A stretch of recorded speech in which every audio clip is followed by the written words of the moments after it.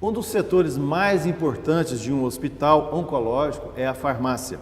Os medicamentos e materiais para tratar o câncer têm um custo bastante elevado. Por isso mesmo, é muito importante uma boa tática de compra e condições de armazenagem desses produtos.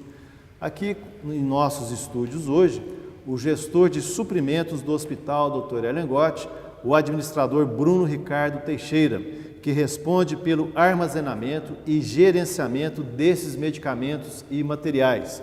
Bruno, muito obrigado pela presença aqui no programa A Guerra contra o Câncer. Em primeiro lugar, por favor, nos informe há quanto tempo você está atuando no Hospital Dr. Elengotti. Olá, Heitor, é um prazer estar aqui representando a gestão de suprimentos do Hospital Dr. Elengotti. Nós trabalhamos lá, Heitor, há 2 anos já.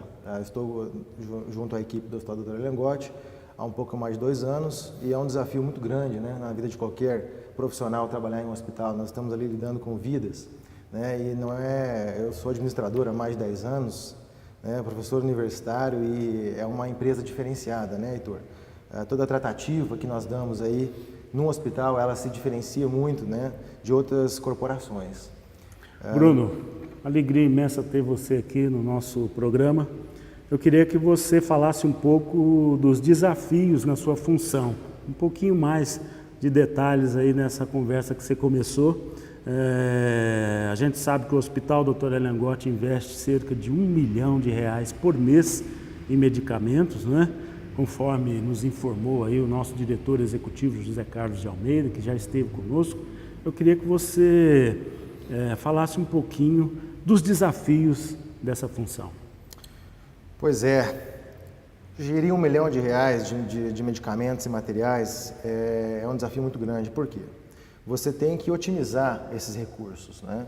Então você tem que começar lá toda a parte de suprimentos com uma compra muito boa, né? Porque a qualidade dos medicamentos, toda a parte de custos, ela vai interferir diretamente no tratamento dos pacientes. Então ali, como eu acabei de falar agora para o Heitor, né, o hospital, tudo aquilo que a gente ensina na faculdade, tudo aquilo que a gente vê acontecendo em outras corporações, nós temos que ter uma cautela triplicada, né, porque nós estamos lidando com seres humanos, né, com pessoas que são carentes, né, de carinho, de apoio, e nós temos que fazer o nosso trabalho nos bastidores, né, que eles não veem, mas sentem lá na ponta, né, eles sentem esse trabalho sim. A qualidade, obviamente, dos medicamentos, tá, é a nossa meta principal. A otimização dos recursos também. Então, tudo começa com uma compra, em primeiro lugar, transparente, como todos sabem aí, ou se não sabem, estou informando agora, nós somos 93% atendimento pelo SUS. Então, todos os nossos recursos, eles são geridos de forma transparente, translúcida. Hoje nós contamos, né, com o apoio do site Bionexo para compras, e lá nós colocamos em plataforma todas as necessidades hospitalares de materiais e medicamentos, e lá existe uma cotação aberta ao Brasil inteiro, e lá nasce a nossa compra. Então nós compramos tudo aquilo com o menor custo possível, mas com a maior qualidade possível também, para atender da melhor maneira o paciente. O Bionexo é um site, é uma plataforma eletrônica, né, exato, Bruno? Exato. Isso exige também do hospital um rigor muito grande no controle, na entrada e saída de medicamentos. Como é que é esse desafio de você comprar na hora certa e não deixar que falte medicamentos na farmácia do hospital? É o seguinte, nós temos um controle muito rígido disso, viu, Paulo? Toda a necessidade hospitalar, toda a necessidade que nasce de material ou de medicamento, ela é tratada estatisticamente, né? E nós temos lá todos os nossos direcionadores de tempo de ressuprimento, né? Quantidade mínima em estoque para não faltar, mas também a gente tem aquelas quantidades máximas que nós podemos ter para também não sobrar. O custo da sobra e o custo da falta, eles são muito grandes. Então, gerir R$1 milhão por mês não é muito fácil, não. Mas, uma vez que nós fechamos essa compra lá no site Bionexo, que é um site utilizado no Brasil inteiro, né? Nós temos aí praticamente 20 mil hospitais no Brasil e em outros 5 países também que utilizam esse site, né?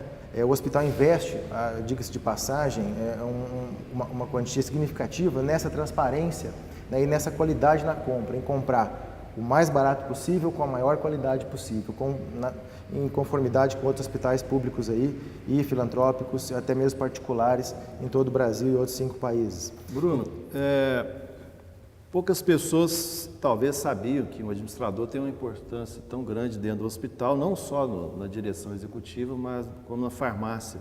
Como o Zé Carlos disse, são várias empresas dentro de uma só e uma delas é a farmácia. Como é que é a sua rotina? Quais os setores que a gestão de suprimentos atende? É só o médico, a enfermeira, enfim, como é que é a sua rotina? Ótimo, Heitor. É o seguinte, Heitor, como o Zé Carlos muito bem falou no programa anterior, né, lá nós somos 4 empresas em uma, né? E o que acontece? Lá nós temos uma demanda hospitalar. Então, por exemplo, tudo que nós consumimos dentro do hospital vem de uma necessidade médica, né, ou do corpo clínico, ou da enfermagem, né? Então nós temos uma padronização hoje hospitalar. Essa padronização, ela cerca materiais e medicamentos, insumos em geral, né? Na gestão de suprimentos, Heitor, particularmente, a gente fica a cargo de toda a necessidade de material hospitalar e medicamento hospitalar. Então, em outras conversas, né, esse R$1 milhão que o Zé Carlos investe, que nós investimos lá, eles são todos focados em materiais e medicamentos. Ou seja, existe centro cirúrgico, que é abastecido pela gestão de suprimentos, existe todos os postos de enfermagem, ambulatório de especialidades, né? O almoxarifado também abastece a farmácia central, abastece a farmácia clínica, né? E dali para frente são dispensados para os pacientes. Então, é um desafio diário, né? A gente não tem, nós não medimos esforço, nenhum de nós, dos 24 da nossa equipe, hoje da gestão de suprimentos, nós não medimos esforço para trazer a melhor qualidade possível, né, para o paciente com todo o conforto, né, e qualidade que ele merece, né? E para que não falte esses suprimentos, né? Exatamente, Paulo? para que não falte. Bruno, eu queria que você falasse um pouquinho também, você explicou bastante sobre o armazenamento, eu queria que você desse alguns exemplos de medicamentos que são comprados e explicasse um pouquinho melhor esse aspecto da armazenagem desses produtos que você vai. Muito bem. Pois é, Paulo. Numa empresa qualquer, né, Paulo, nós temos lá um almoxarifado e lá nós temos prateleiras, nós colocamos, acondicionamos no caso, os materiais, né, mas nós não temos lá algumas preocupações inerentes ao ambiente hospitalar. Por exemplo, Paulo, lá para nós armazenarmos medicamentos, nós temos lá uma rígida fiscalização. Os medicamentos, por exemplo... Inclusive da vigilância sanitária. Com certeza, vigilância sanitária. Então, nós temos que obedecer, né, algumas regras gerais de armazenagem. Por exemplo, os medicamentos, eles têm que estar até uma temperatura de 28 graus Celsius, né? Alguns são termolábeis, eles precisam de um acondicionamento especial, viu, Paulo? De 2 a 8 graus Celsius. Então, nós temos lá várias geladeiras específicas para medicamentos, né? Todas essas temperaturas, viu, Paulo, elas são aferidas diariamente no período matutino e vespertino. Então, são 2 medições diárias para cada geladeira que nós temos lá. Nós temos mais ou menos hoje umas 5 ou 6 geladeiras de medicamentos no Hospital Dr. Langotti, né? Lá no almoxarifado nós temos uma ampla quantidade de medicamentos também armazenados em prateleiras e, inclusive, Paulo, viu, até mesmo a questão da medição da umidade, viu, interfere nos medicamentos. Então, esse assunto é muito interessante, eu acho que o Heitor quer chamar um comercial, a gente pois não. Deixa com ele então. Sim, muito obrigado e voltamos em instantes.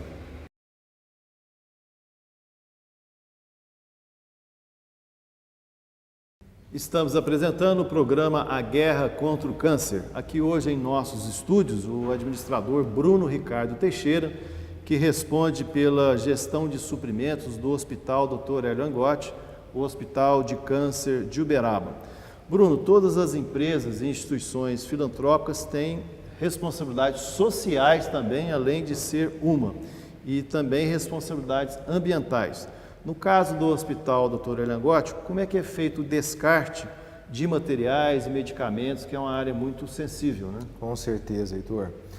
Olha, Heitor, nós temos aí, igual eu falei, né, além de nossa responsabilidade, né, que é inerente às nossas atividades, nós temos uma constante fiscalização de vigilância sanitária, dentre outros órgãos aí, né, municipais, estaduais e inclusive até federais, né, como o Conselho Federal de Farmácia, por exemplo.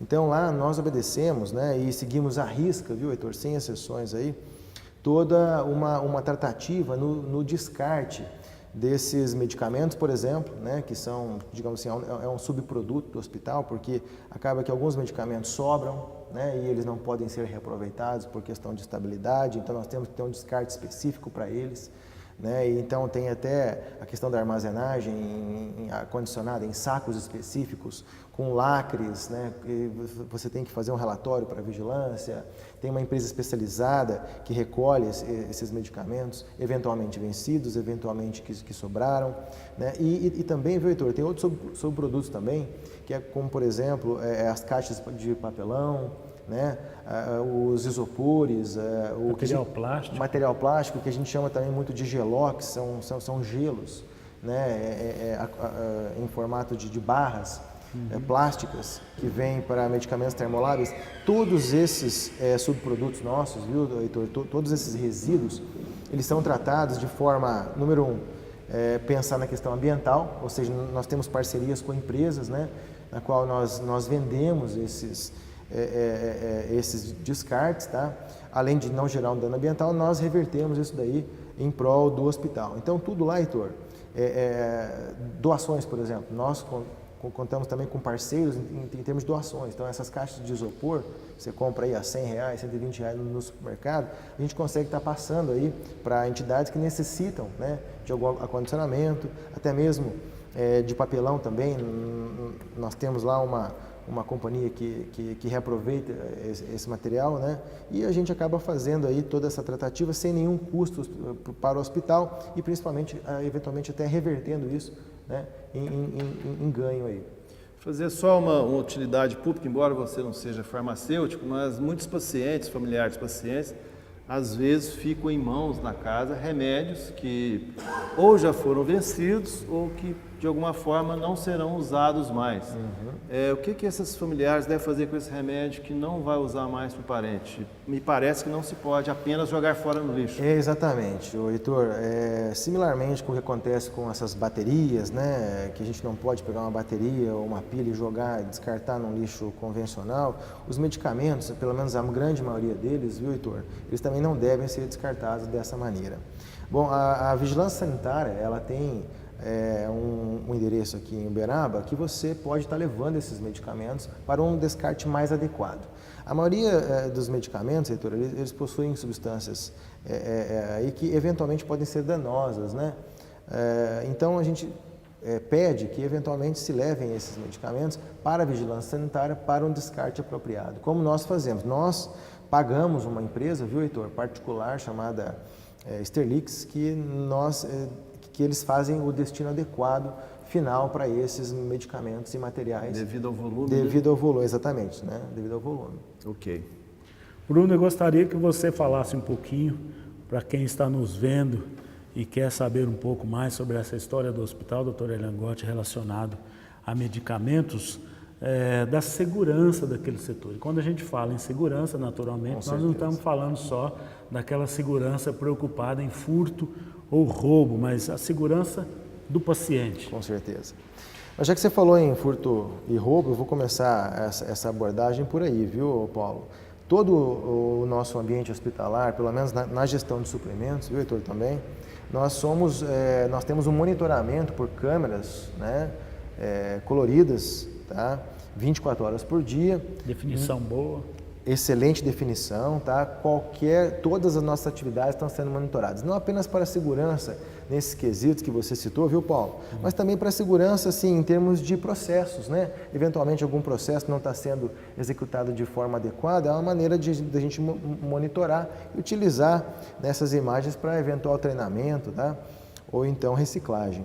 Mas entrando na questão de segurança do paciente, viu, Paulo? Os mais rígidos as mais rígidas condições de qualidade a gente segue lá dentro, tá, Paulo? Como eu estava falando agora mesmo, né, que desde a questão de armazenagem até a questão de manipulação, dispensação, acondicionamento, e depois a Sandra vai falar posteriormente na parte da enfermagem, na parte de colocar esse medicamento aí à disposição dos pacientes. Exatamente, né? na infusão deles, na administração desses medicamentos. Na parte de gestão de suprimentos, viu, Paulo, a gente segue todas a risca, a cartilha, tá? E manuais de vigilância municipal e estadual. A parte de manipulação de quimioterápicos, que é uma das maiores preocupações nossas, porque você está lidando ali com medicamentos de altíssimo custo, né? Então, qualquer manipulação ali incorreta pode trazer danos tanto financeiros quanto ao paciente. Então, toda a segurança, tanto dos nossos profissionais também, viu, Paulo? Porque lidar com medicamentos que ora são vesicantes, ora são irritantes, esses medicamentos eles não podem ser sequer manipulados, segurados de maneira inadequada, né? Então, antes do paciente receber uma infusão lá, esses medicamentos eles são manipulados por farmacêuticos, né, competentes. Nós contamos com uma equipe hoje de 6 farmacêuticos no hospital. Esses farmacêuticos eles têm uma tratativa toda especial, regida pelo Conselho Regional de Farmácia e outros órgãos fiscalizadores, para que o ambiente ele chegue a ser estéril. Então, toda a manipulação de quimioterápicos hoje, ela é feita em ambiente 100% estéril. Inclusive, nessa questão do controle e da segurança, nós sabemos que o hospital está investindo em critérios mais apurados, como, por exemplo, código de barras. Queria que você falasse um pouquinho, acho que vocês hoje no estoque também fazem um controle mais rigoroso. Fala um pouquinho sobre isso, esse processo que está sendo implantado lá no hospital. O hospital ele tem investido muito, viu, Paulo? E nós logramos aí grandes louros aí desses investimentos. Por exemplo, nós acabamos de adquirir há pouco tempo atrás agora uma capela de manipulação, que é a capela mais segura hoje do Brasil em termos de manipulação de quimioterápicos. Só explicando, Bruno, o que é a capela? Capela de manipulação. A capela de manipulação, Heitor, muito bem lembrado, é o local onde o farmacêutico faz a mistura dos medicamentos. Um gabinete. É uma cabine de segurança biológica. A gente chama ela de cabine de segurança biológica, apelidada de capela, né? Como se você fosse rezar, né? Então a pessoa fica manipulando ali em posição de oratória, né? De oração. Por isso que a gente chama ela de capela. É uma pena que não seja um local muito bom para visitar, justamente por causa da questão da segurança, mas seria importante a população conhecer. A gente não pode receber visitação nesse ambiente porque ele é um ambiente estéril, né, Heitor? Para quem não sabe, no site www.negote.com.br nós temos alguns vídeos postados onde um pouco da farmácia é mostrado ali. Bruno, já quase encerrando a sua participação aqui, gostaria de fazer uma pergunta. Conforme o próprio presidente Delcio já informou aqui neste programa, o SUS é um sistema ótimo que vive apenas um problema, que é o problema do financiamento, e deve ser melhorado. E nós sabemos, o próprio hospital divulga, que de vez em quando, devido à defasagem desse pagamento do SUS e devido aos atrasos deste pagamento que já é defasado, um dos setores atingidos é também a farmácia. Não há notícias de falta de medicamentos que tenha provocado grandes danos aos pacientes, mas é um drama que vocês da farmácia vivem. Heitor, excelente abordagem, porque esse é um drama que nós vivemos ali, né? E a gente tenta amortecer ao máximo, né, isso daí, para que isso não chegue, esse nosso drama não chegue ao paciente. Então nós vivemos ali uma constante batalha diária, viu, Heitor? Ainda bem que nós contamos com parceiros, viu, Paulo, também. Nós contamos com vários parceiros aí, a própria Secretaria Municipal de Saúde, ela é uma grande parceira nossa em eventuais faltas de medicamentos, né, em eventuais trocas ou empréstimos. Outros hospitais públicos e privados também de Uberaba são todos nossos parceiros, nós também parceiros deles, diga-se de passagem também, viu, Heitor?